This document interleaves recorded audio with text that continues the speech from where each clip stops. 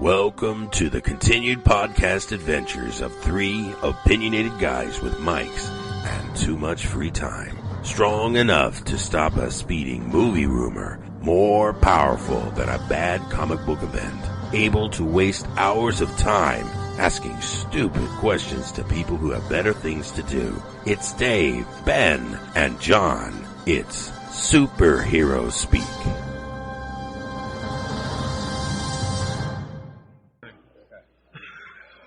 All right, so here we are with the one and only Eric Cooper. How you doing, sir? Doing well, you guys? We're doing okay. Yeah. And you're here to tell us all about your new book, Star Enforcers. Well, Star Enforcers, this is a work of love, same as the Night Seeker book. And I actually had a co-writer with this one. Oh. I wasn't solo on this one. So actually, co-writer was from Utah. His name was Miles Simon. And young guy, met him online, and we met at San Diego Comic-Con, and we started talking about stuff that we love, and we came up with this idea called Star Enforcers. Nice. And it's been blissful ever since. All right, so not to spoil anything, what's the elevator pitch for Star Enforcers? Well, Star Enforcers is about a starship about the size of like a Defiant from Star Trek. What's that? It's about a ship about the size of the Defiant from Star Trek, and it has a crew member of 50 people, and they're all convicts, but they have been they've been deputized undercover officers to do covert operations for a authority called the Float Council, and it's almost like a hierarchy, and they have to do these unusual assignments that are very, very dangerous for the crew. And the best thing about this whole thing is that the captain, he's been forced to work with these people because, that's part of his sentence also. He has to serve 5 years on the ship. And he has no idea what the profiles of his crew. So he has to actually ask them what you do or why you're here, and it'll be up to them if they want to tell him or not. And it's a very daunting task for him to try to get through these dangerous assignments and not get killed in the process. Of course. So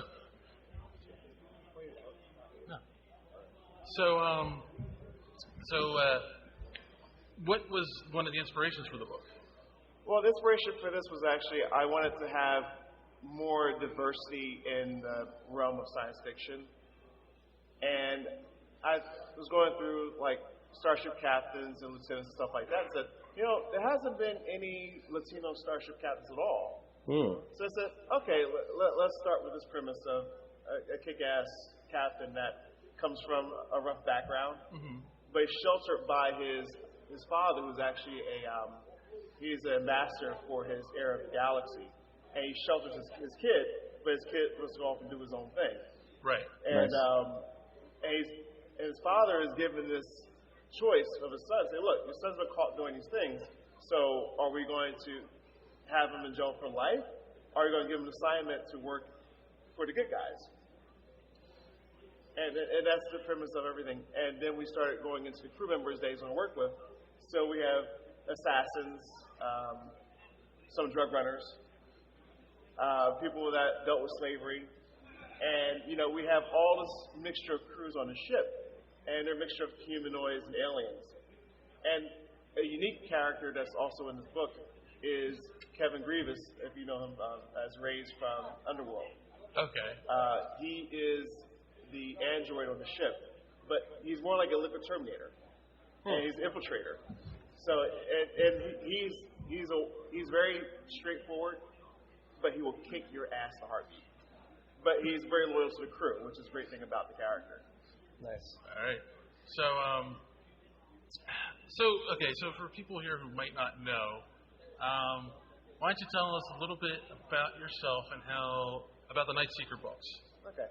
Well, Night Seeker itself, it was based upon my life in New Jersey, and I wanted to have a character that people could relate to. It also came from more of the urban, say, middle-class area. And he was something that I wanted to aspire to, almost like a Spider-Man type character. But I wanted something of my own. But I loved Predator and Terminator and Aliens. So I decided to make my own mixture character based upon those premises. And when I started writing the Night Secret novels, it was a relief for me because I was going through depression. So that character himself forced me out of depression to actually open up to my dark side up and down paper. And I was able to cater through my depression through the writing I was doing. And the characters I came up with, like Tigron, Pakistani cage fighter, Warlord Sage, he was killed by Genghis Khan and resurrected in our time to become the warlord of our time. Yes. And the girlfriend for the character, Kyra Maru, she's half black, half Japanese. And you have all these mixtures, different cultures in the book. Even to have some guys from Star Trek in the book as well, like Patrick Stewart. His name is Talbot Singe in the book. He's a devil's messenger. And he sets everything up for Warlord Sage when he's resurrected our time. And then we have Jonathan Frakes, who's Commander Riker. He is a casino owner in Atlantic City. His name is Kevin Melbourne. And he owns Caesar's Casino in Atlantic City. But he's very crooked. He has like a underground fighting arena in the casino where people do illegal betting. Nice. And also Avery Brooks from Deep Space Nine, Star Trek Deep Space Nine. He is the captain of New York Police Department. And, we have all these things in play in the book, and a lot of different stories happening at one time, and they all merge and combine together. So it's a lot of fun having those worlds put in place, and just people just entertain themselves also. Right. Yeah. Right. Cool. So with the Nightseeker books are contemporary, modern day stories. With the Star Enforcers, is that future sci-fi, or is that the galaxy far, far away kind of situation? Well, it's kind of funny. When most people don't notice, though, is that the whole timeline is all the same. Is that Night Seekers in our world, in our galaxy, in our present day, as far as Star Enforcers, is in the Andromeda galaxy. Okay. But it's the same timeline, but they're just more advanced in that galaxy. So it's kind of fun, but as time goes on, people start to understand that these characters will actually merge. Nice. There'll probably be some kind of space bridge event or some kind of wormhole where the Star Forces crew will actually probably come to Earth. Very cool. That'll be fun. A little spoiler here, but well, that's a couple books down the road, and people forget by then, right? Yes. Exactly. We hope, and then we introduce you back to it again. So we know you have 3 Night Seeker books out right now. Correct. Is there a 4th going to be coming out? Well, the fourth one is Star Enforcers as far as books goes. My 5th one is called Merge. Okay. And Merge takes place on Earth. It's our superhero character for the West Coast. Now is the West Coast. And it deals with, instead of dealing with a college kid, now I'm dealing with a high school kid. And he is discovering this alien technology that he has access to. And it merges with his body, but the reason why it does is because he's dying. And the alien technology is actually saving him from dying. Right. But at the same time, the alien technology needs him to survive because of his electrical implants in his brain. It actually feeds the machine. Huh. So they're independent upon each other to function. I wonder if we should take some questions from the audience.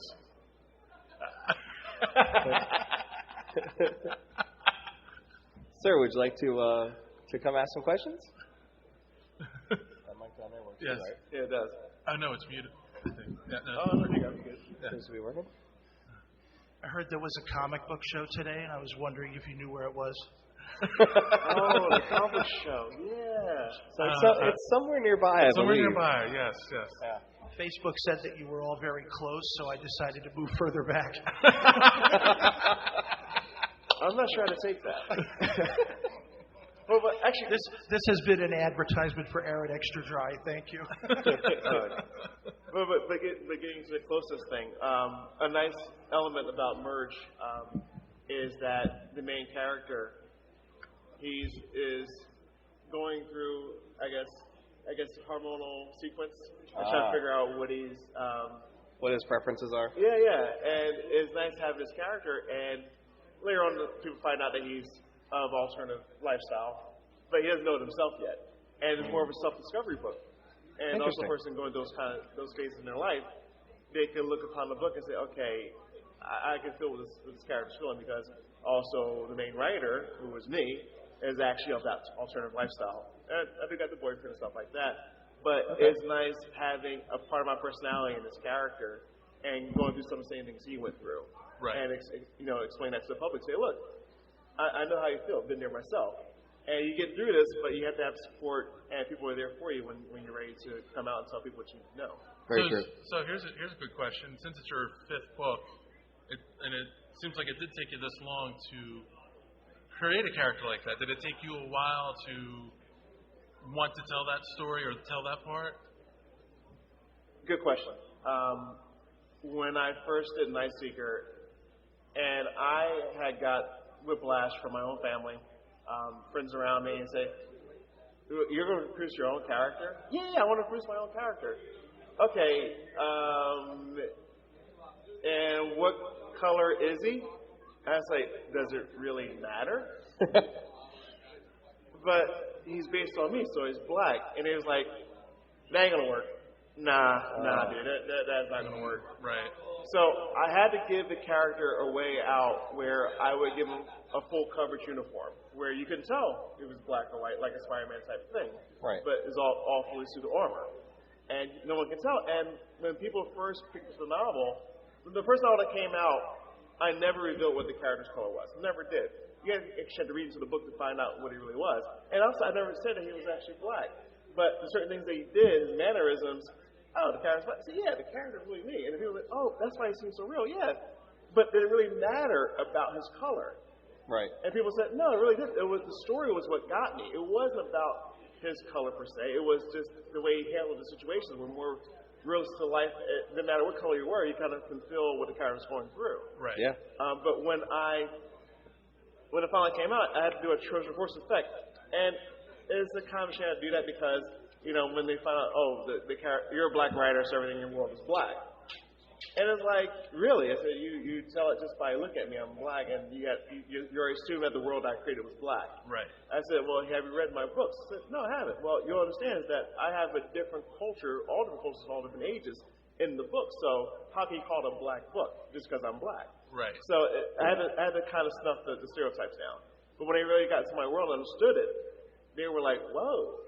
It really opens you up to saying, man, this guy can actually write a good story. Right. It didn't matter what color the characters were. It was just very insightful. Yeah. So it makes it very different. Yes. And then, of course, now you're dealing with your sexuality in the newest book. Yeah. The Night Seeker was really my outer self I wanted to project to people as, I want to make sure the character didn't have to go through too many issues. Right. So I said, okay, let's make the character straight, have the girlfriend and everything else. So that was my outward appearance. Most people thought that was straight. As time went on, people say, oh, wait, he's not a girlfriend. What's up with you? I'm really this, but I don't like to talk about too much. Right. But when it came to merge, I got to tell more of my inside self. So, and the two characters will meet through time, but at the same time, they have respect for each other and saying, well, I'm really like this. Oh, well, dude. Don't worry about it. We can deal with this. Right, exactly. Yeah, but like I said, does it really matter of a person's color, religion, or sexual orientation? Yeah. It comes down to the quality of a person, what they stand for, they take care of their responsibilities. Yeah. And that should be projected with any character coming out in the market, especially for superhero characters, because it gives you a part of morals of your upbringing, your culture, the times that we live in. Especially now with the election and immigration stuff going on, is like who will step up to the front and say who's going to create characters that, it'd be kind of cool actually a superhero that's an immigrant character that comes to America and doesn't have documentation and say, well, now you're a superhero, but you're undocumented. We have to ship you back to your place of origin. Right. But I'm a superhero. I do all these great things for the United States. Why do we want to ship you back? Yeah. Well, you're undocumented. We can't have that. So it'd be kind of cool to see if someone actually comes up with a character for that. Well, they dealt with this in the comics before, too. Technically, Superman's undocumented. Ooh.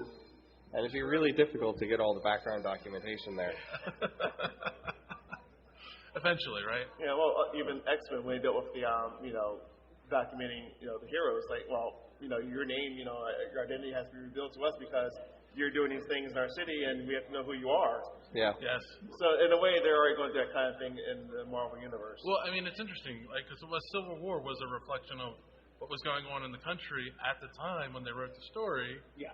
And here we are 8 years later, 10 years later, and we're still going through the same kinds of things. Well, I love how people say, history repeating itself. Yes. It's not history repeating itself. It's continuation, It's people repeating history. Right. One protest doesn't solve all our problems. No? All right. Not so much. Well, who's protesting for the orange people? There's one pretty prominent guy. Oh, okay, good. Well, another thing too, as far as female characters go, people are asking, well, Eric, we're going to put your female character out there. I said, well, they're in place. Is that they're going to start slowly coming up to having their own break-off books, and and also it's kind of funny that most of the conventions that we go to, females aren't really highlighted that much. If they're voiceover people, they're fine. But as far as artists and writers, there are not that many females that they put out to the front as being like guests at certain conventions. Right. And that goes for a fact of like even black creators, Latinos, and stuff like that. It'd be nice to have conventions that focus more on diversity of guests, where not say like we like you go out to an employer, but at least spread the talent out where you have these different cultures coming in and creating a truly diverse Comic-Con. It would be awesome to see. I think Blurb is actually doing that over in Washington, D.C. Nice. I think it's their third year. I'm actually there as well this year, my first time. Awesome. But they cater to the LGBT community, Asian, Black. It doesn't matter what creed you come from. They want to have these true, diverse Comic-Cons where everyone feels welcome no matter where you come from, or even what religion you are. And remind me, even for like Indian and Pakistani people, where are their books, where are their comics at? No one really highlights those type of things as well. I know. There's the Indian Spider-Man, and from what I understand, does really well in India. So but when it came here, I guess kind of fell off the tracks. Well, I don't think they publish it here that much. No, you only see them in the Web Warriors, interdimensional crossover type stuff. Yeah. But that's variable, and I don't know how well received it is. And I'm still waiting for say transgender characters. When they start taking even me, I have my own concept of one where it's a female and she has a power to turn into a superhero, but it's a male superhero. Okay.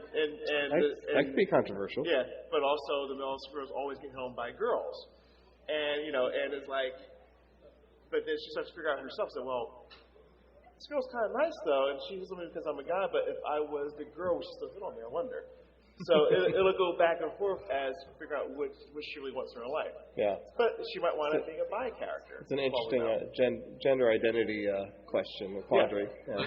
The most important question is, when she's the male superhero, is she wearing a skimpy costume? Ooh. Speedo, that's all. It'll be tight. It'll be tight, most likely. It's kind of spandex material. It'll be tight. We know. We know what you like. We know what you like. We've seen the pictures of Nightseeker. We understand. Well, that's armor, though. That's armor. It's armor. Okay. Not so much in the cosplay version. Well, different story with that one, yeah. You're not dressed up as a Nightseeker this year. Well, it's too early. I'm still in my body fat phase. around May, June, I get more into my. Still got that holiday weight to get rid of. Yeah, the water weight. Yeah, water weight. You'll take some water pills. You'll bloom in spring. So, all right. I mean, we've got plenty of time here. So, what are some of the books and stories that inspire you? You know what? I'm more of a movie buff. Okay, movies. I really have to give it to. We keep the source material. I have to say this, and they deserve some kind of award. Is Deadpool, because they stayed true to the character. I love taking that chance. Say, look, we're going to take a big chance and stay true to the material and see how it works out. And that movie had me rolling. Yeah. It was very, very, very well done. Another inspiration movie. It has to be my core movies, like The Terminator. And I still believe to this day that is still Arnold Schwarzenegger's best role he's ever played. And originally, actually, the original Terminator was supposed to be O.J. Simpson. Really? That was supposed to be the original Terminator was O.J. But he turned down the script. He turned it down. He was approached first. Wow. Yeah. Go figure. I'm not going to go for the easy joke. No. I'm just trying to imagine what today would look like if that had worked out. Like, I can't even imagine that variation of reality. Yeah. And also forget, same thing with an alien also was a big key for me. The original person that was supposed to give him that role was actually Stallone. He turned it down. And Sigourney Weaver took over. Go figure that one out. Yeah.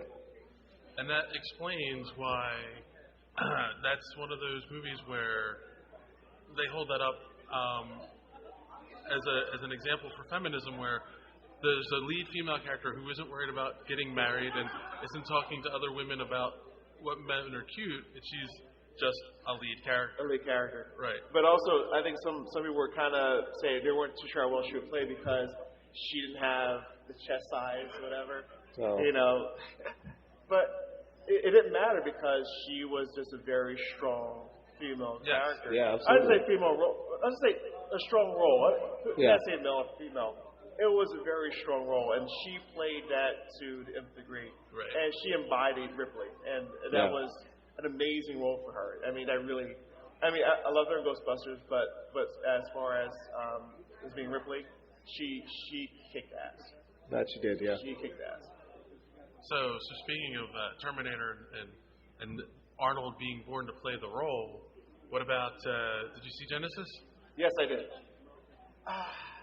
That says a lot right there. Well, Genesis, it had potential. Let's put it that way. It had potential, but you're messing around with the whole timeline of Kyle Reese, and to me, it didn't really work that well for me. It felt like they were trying to capture some of what Star Trek did with the reboot, mess up with the timeline, so now we can explain a reboot for the movies. Correct. And they didn't quite get there. No, not at all. And Arnold, for what he had to do, he was fine. For what had to be done. I mean, he had a couple cheesy lines here and there, but, you know, he did his function. Yeah. Especially when he went up against himself. I will say that. That was like, those special effects were phenomenal, but... But was that his body, though? No. Come on. It was maybe a version of his body. Yeah, right. Not the modern version. No. Yeah. Another core was The Predator. And the original Predator movie, great. Second one was Danny Glover. Decent, I can deal with it. Predator versus Aliens, I kind of look past that a little bit. It has some fun in there here and there, but I have to say the new Predators movie was excellent. Okay. Excellent take on being dropped into a jungle. It wasn't even an Earth jungle; it was actually a planet of somewhere else. And they're hunting you with your whole team of people, and you have your own weapons and everything else. But against the Predators, it's brutal. And Lawrence Fishburne showing up out of the blue, that was a nice little icing on the cake. Yeah. Oh, and have you guys seen John Wick 2 yet? No, not yet. Yeah, is he becoming the new Samuel L. Jackson, I wonder? Possibly. Nothing wrong with that. Possibly. As long as we just keep him in movies like that, we'll be fine. Yeah, you can only spread Samuel L. so far, so you need a second. Well, he's in King Kong, don't forget. Yeah, that's coming up. He looks like he plays the villain in that, right? I wouldn't call it a villain character. I would say he's a gray, like a gray Jedi. Oh, and I still think he's dead from the Star Wars films. Oh, Mace Windu, yeah. Yeah, I've seen those theories. I know what you're talking about. And I believe he's actually, I think Finn's probably his son, or some kind of grandson. Possible. Interesting. And his lightsaber turns purple one day. You know the reason why. Yes. And for those who are wondering what we're talking about, the theory is Mace Windu's hand was cut off. How many Jedi's have lost hands and lived? And he fell out of a window, but how many Jedi's have fallen from great heights and lived? Yes. So you never saw his body. Nope. Never have. Nope. Never have. But it's been a really long time now the timeline that we're in. So and are we still opposed to the premise that Rey may be Obi-Wan's daughter or granddaughter? I think it's a possibility. They'd have to fill in some holes there to explain that one, though. I mean, he was a hermit for how many years? 17, 18 years? Right. On Tatooine? Anything's possible. I guess it is.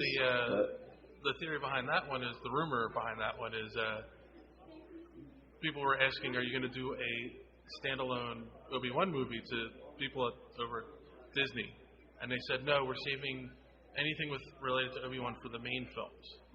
Oh. So that's really fueled that rumor, like, oh, well, there's 2 more films to go, and no mention of Obi-Wan yet. It's a weird statement, though, because as far as I know, there's no plans to do any more prequels or interstitial movies, per se. So where would, Obi-Wan died in A New Hope. Where would Obi-Wan fit in the episodes? Well, in an interstitial movie, the gaps. That's when what, he was but a hermit. The interstitial movies are the anthology movies, and they said they were saving them for the main movies. Yeah, the main movies are only numbering forward. I don't know. Just Force Ghost? Yes, we're exactly. going to get more Force Ghost? All I want to know is this: will Mark Hamill have a big role in the next film? I think he'll have to. That's the rumor. Maybe he'll even say a word or two. Testing 1, 2. Yeah? Have you guys seen Arrival? I haven't seen it yet. It's on my list. I think you'd stop worrying about timelines once you see Arrival. I have heard. I know what you're talking about. I've heard about Arrival, and I know what the premise behind what you're talking about is. That Well, then, so there's no need to worry. And I've never understood people worrying so much about Star Trek timelines. Who cares? No, I'll tell you, I'm not worried. I enjoy the timeline variances. It's fun. And your conversation is like 3 guys sitting in a drawing room somewhere having it. Well, there's only a few of us now. Yeah. But we can't really hear what you're saying. So I would say speak up a little bit because we're fascinated with Mr. Cooper. Oh, fascinating. Really? Oh, my goodness. But actually, getting back to Star Trek. Oh, the new series coming out. Discovery. Yes. Yeah. That should be most interesting. It should be interesting. What's weird is the leak of details I've seen on that. There's more I've seen about other characters from other ships than I have from the actual crew of the ship that the show's about, and that just seems like a weird paradigm. Why they're being so hush hush about supposedly the main cast of this show. I guess they want to be more. They want to keep it more of a mystery. I guess to make you want to actually watch it. Because if you know too much in advance, you might kind of start judging it. Yeah, judge it too quickly. Are you planning to watch it? Oh yes, I've been waiting for a while for a new Star Trek series. Yeah, that'll definitely go on my DVR. Me too. Yeah. Question is, are you in it? Ooh.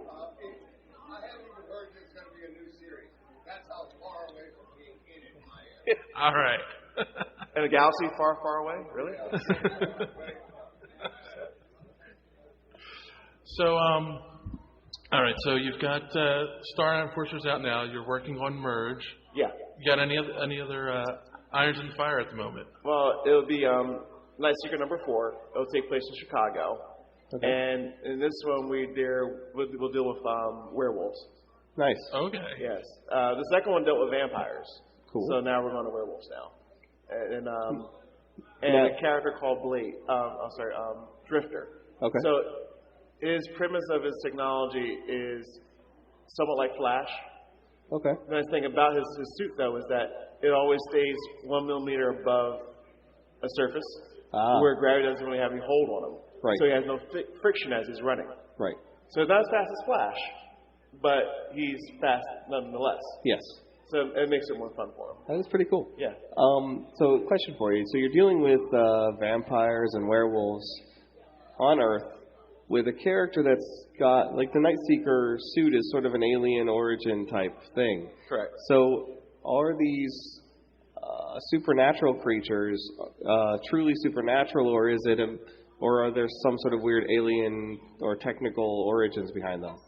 Well, the thing I loved about doing Night Seeker was that I mixed the sci-fi along with supernatural. Okay.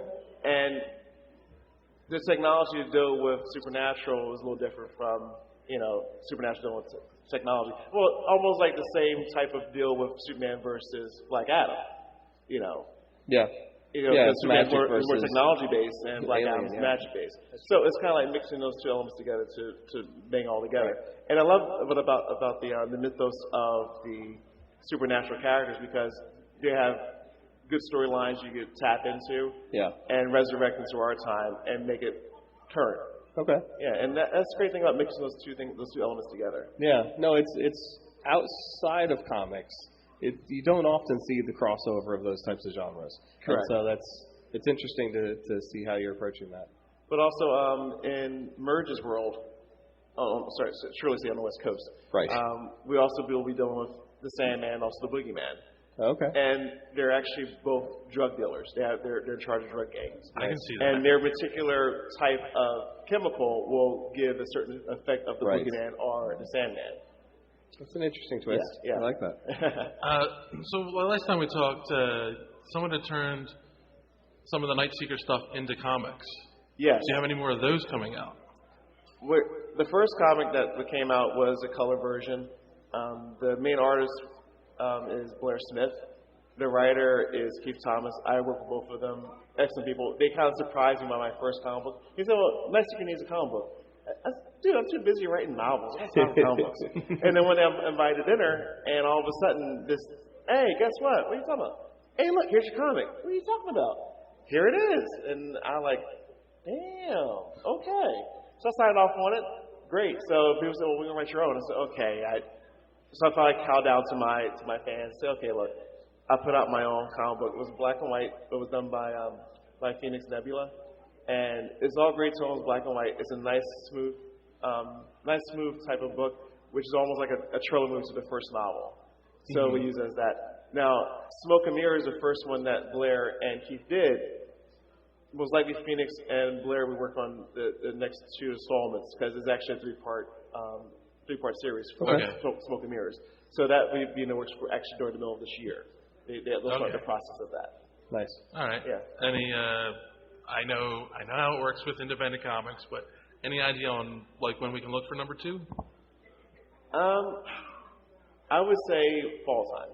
Okay. Look for fall for Smoke and Mirrors number 2. Look around fall time. All right. So by the time we get to New York Comic Con, Good possibility to be in hand. all right. Yeah, I'll probably do a Kickstarter also to support it. And Kickstarter is like I said, Kickstarter, Indiegogo for independent people. That's one of the best things to have going for you if you're trying to produce your own product and you don't really have the finances you really want to get something started. Kickstarter is one of the best places to go. As long as you have a decent pitch and people behind you, you have good people on Facebook that really follow you. Not just followers, but actually people that actually support you. Yeah. It's an amazing combination because they'll share the information that they love about your work. And other people probably want to support your project as well. Yeah, no, definitely. I mean, I think some creators give flack to the crowdfunding because they talk about it being digital begging. But it's basically pre-committing to purchase. Right, exactly. Sure. And I always say that is the biggest difference.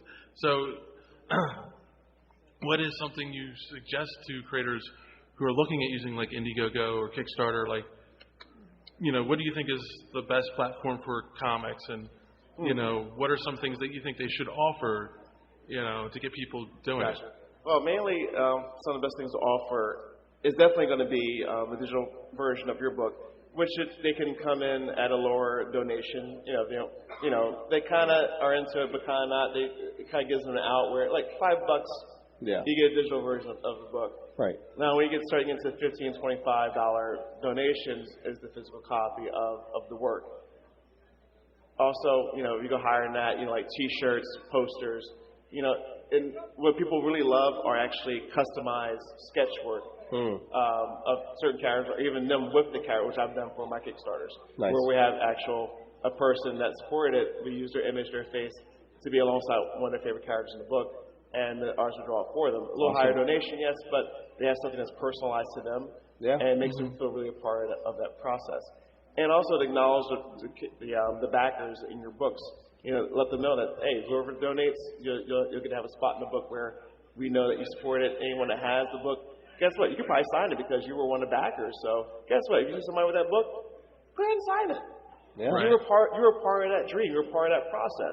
So it gives you every right that, go ahead and sign that book. You're part of that dream. Nice. So it gives people more of ownership that they're part of this thing. And also, it's important about your pitch is that make sure it's not too long where it kind of bores people. Unless you got like some banging music in the background, and maybe some girls going across the screen that maybe that kind of thing. But, if you're into that. well, as they say, sex does sell, but got to tone it down because you might have kids looking at it. But it's nice having something that connects with people, but also make sure your message is to the point and you're not dragging it out. And people want to actually support it because they believe in it. Once a person believes in something, they will support it and they will be a part of it. That's the whole thing that's part of the community.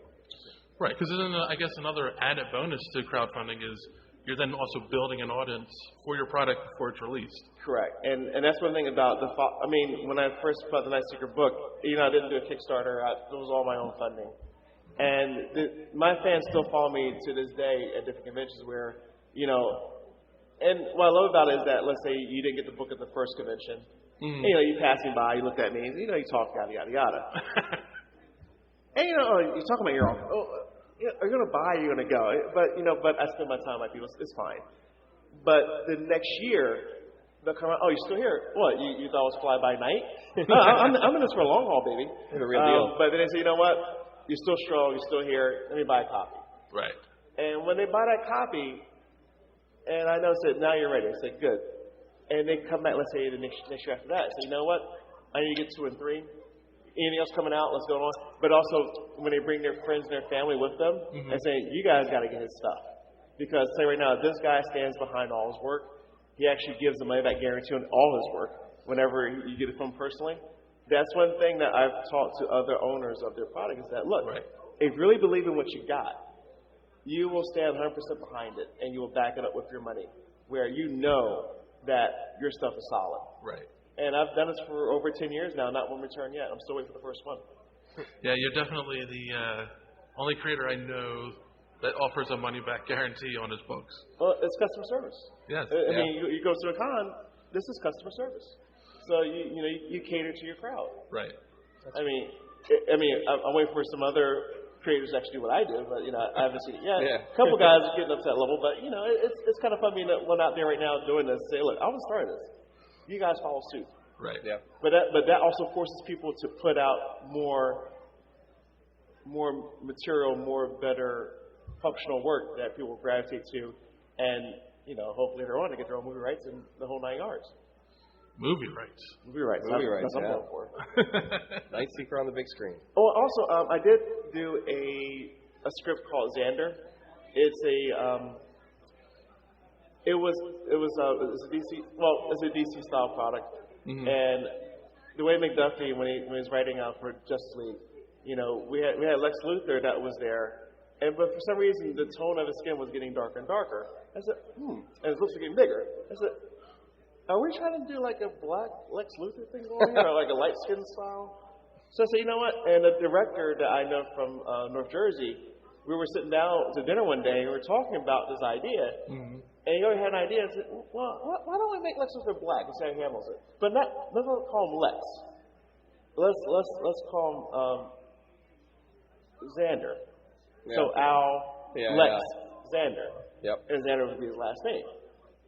And I said, but let's make sure that we timeline it as right after Superman, Man of Steel. Okay. So, why do you want to do that? Well, then you understand, like, all that destruction that he caused on Earth for being here, no one actually acknowledged it. And when he got up the next morning to go to Daily Planet for a job, you didn't see none of the villains all destroyed, no one still picking up the pieces.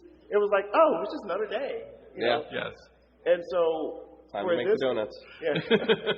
But for this one, when I started making the script, I said, well, look, let's do it we did see some Alexa stuff inside the movie.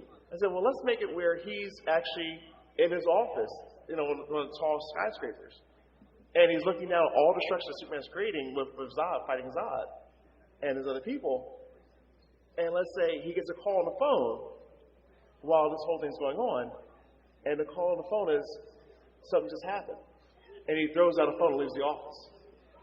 Later on, you come to find out that he had a wife and a kid that was actually one of those buildings that actually collapsed down. Yeah. Okay, so now you're giving him an actual reason. Why to hate him. Superman. Yes. There was never a true reason. They said, oh, it's ego, it's ego. To have someone to be driven to almost kill you, well, the Batman thing doesn't really exist. But that gave a reason. But also, at the same time, I was actually having going through drug addiction for losing his wife and his kid. So he's going through drug, alcoholism, and everything else. Right. And to have this be part of his persona, and the reason why he got better was because of him seeking revenge on Superman. So he got rid of all that, but also he was creating a technology inside of that was that he was developing the first Terminator. And I've always said, like, Metallo, what do they call Metallo? I'd actually make him a Terminator-style character. Yeah. And also to have AI and everything else be involved in the writing. And a couple of studios do have it. They're looking through it. It's possible they might start shooting on it. And I made a nice self-contained storyline, and it would okay, gas. Yeah. Oh yeah. Good. Oh yeah. So it's definitely a better motivation than just I'm crazy and I hate Superman. Yes. Yeah. Is that we got in Batman v Superman? Ben Affleck. I mean, Ben, come on. I want my own Batman movie now. So we pretend that movie doesn't exist? Well, I try to. It doesn't always work. Well, do we call it fake movie? Fake movie, yeah. Yes. There you go. It's a fake. It's fake. It's a fake movie. Fake movie. Yeah. It was huge, but it's a fake movie. Huge. So, all right. So as we're getting near the end here, where can people find your stuff? Well, the best thing about having my own character is that I own my own site. So, nightseeker.com is how to get a hold of me. But always spell night with a K. You know, it's like a knight shining armor, not the night like day and night. And also I'm on Facebook, just type in Eric Cooper. You'll see me in some kind of costume. You might see the boyfriend next to me in the same picture because I love him to death. And he's a Marine, God bless him. Young guy, you know, half my age, but old soul, I love him. But Anthony he's been a blessing in my life. I've waited for someone like that for a long time. And, you know, like I said, if a person does have the alternative ideas of what the orientation is, don't be afraid to confront it because you might discover a better happiness for yourself. And remember, life is about being content and happy with who you are, and don't be afraid of your own skin.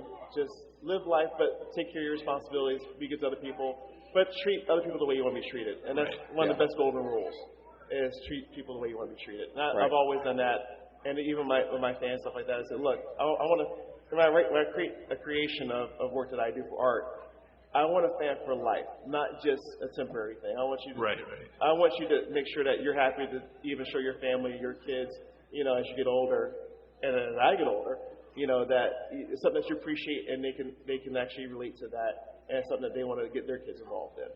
And like I said, you want to grow with your fan base. Right. Oh yeah, definitely. And yeah, you don't want to be stagnant as well. No, and you also want to always put something new out. As I call myself, Secret Entertainment, is that I'm always looking for new talent. And I do want to work with more female writers and characters because, you know, they need a bigger voice also. And I am looking forward to the new Wonder Woman movie. Wonder Woman, I'm hoping that, you know, the music sounds great. The action sequences are actually decent. But I wish she had a bigger part in Superman versus Batman. Because she only had very few speaking lines. Yes. But she had a certain kind of sass that I did like, and I wanted to see more of that. And hopefully they will show it in the new film. Hopefully. Yeah, hopefully. And so what are some of the next conventions you're going to be at? Let's see. I have a list, but, you know, not all me. I'll be at KimCon. It's over in Newark, New Jersey. It's going to be on March 18th. We have our own convention, me and Jabbar Brown. It's called Underground Comic Con. It's our 5th one. It's going to be in Delaware, as always. It's at the the Contemporary Art Museum. And it's a one-day event. It's going to be on November 3rd, so it's the first Friday of November. And also it's during the Art Loop tour where people come into Delaware to look at all the art in certain areas of the city. And it's run by a bus company. And the last stop of the art tour is actually at the museum. So that's why when people get off there, they don't go anywhere else. They just stay locked at our convention. Which is great because, you know, we have food, we have music, we have DJs, we have breakdancing. The captive audience. We had Circus Soleil there last year. Oh, cool. Yeah, and the food and drink you can't beat it. I mean, you get like a beer for like $3. It's awesome. Yeah. And they got fish tacos. Fish tacos. I love the fish. Oh, tacos. yeah. But yeah, I'll be at Philly Wizard World this year. Also, Tide WaterCon. We're going back there again this year. They love us. I will get to San Diego Comic-Con, but that'll be just my vacation. Love going there for that. Yeah. Baltimore Comic-Con, definitely. We're always there as well. And there's a few other cons here and there. ACDC, we're starting to find out that it is going to happen again this year in Atlantic City. Mike has put on that show again. It should be November as well. And we're looking forward to being there as guests as well. And, you know, we get around. And Ocean City Comic-Con, there is a guest. Billy D. Williams, my cousin, will be there too. It's good to see him again. And that's going to be in April 1st and 2nd, I believe. Saturday and Sunday. April Fool's Weekend. Yes. Can't fully to be there. Perhaps. Okay. And so before we wrap up, you got anything else you want the people to know about? Mainly, I would say follow the work on nightsecret.com. We're always posting new events there. And get more in tune to my artists. One of my best artists right now is Phoenix Nebula. He is phenomenal in his artwork. He sees what I see when he does his artwork. I work with a couple other guys, but this person here has been very much in tune to everything I do. Also, Jabbar Brown, I'm helping him edit some of his own work and writing some of his work as well. So we have our own universe coming out for Underground Comics. So I'll be combined with their teams to produce this. One of the ones he's producing is called Savage Lion. Okay. And it's more of a technological jungle feel. So a mixture of, say, tech with jungle atmosphere, all combined in Africa. So you can think of it as Black Panther-ish, but we deal more in the underworld stuff. Okay. So it's more of a darker, grittier feel, but it has a lot of meaning and purpose behind it. And, you know, we just really want to put some stuff out that's original and different that people can really gravitate to and actually say, look, we love this world. Why don't more people write this kind of stuff? Right. That's what we want to have. Cool. All right. All right, guys. Nice. Thank you for tuning in, and we'll see you next time. Yeah, definitely. Thank you to our audience as well. Yes, thank you. Thank you, guys.